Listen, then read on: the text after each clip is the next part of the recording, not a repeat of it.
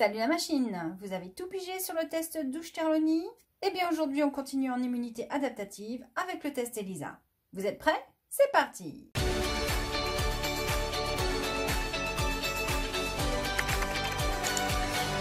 Il existe un autre test qui utilise la complémentarité anticorps-antigène, c'est le test ELISA.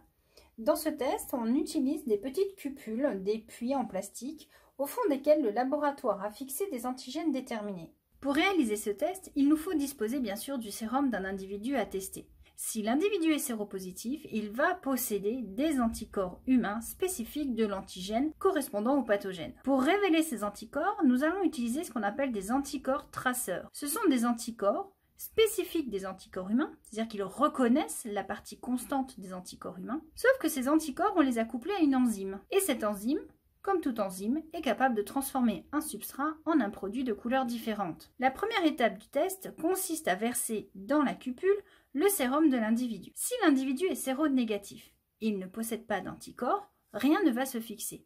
Si l'individu est séropositif, des anticorps vont se fixer sur les antigènes qui ont été fixés par le laboratoire au fond des cupules. Mais voilà, que ce soit le cas séronégatif ou le cas séropositif, nos yeux ne vont rien voir.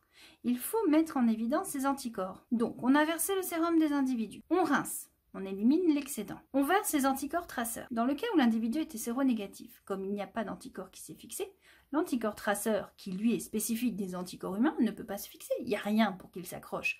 Alors que dans le cas de l'individu séropositif, l'anticorps traceur trouve un anticorps humain fixé. Il va donc se fixer dessus. On va rincer pour éliminer le surplus. Donc dans ce cas-là, vous pensez bien que tous les anticorps traceurs vont partir. Et ici, des anticorps traceurs vont rester fixés aux anticorps humains, qui eux-mêmes étaient fixés sur les antigènes. Mais voilà, nos yeux ne voient toujours rien. Et on va donc se servir de l'enzyme pour mettre en évidence ce complexe humain. Et voilà ce que ça donne.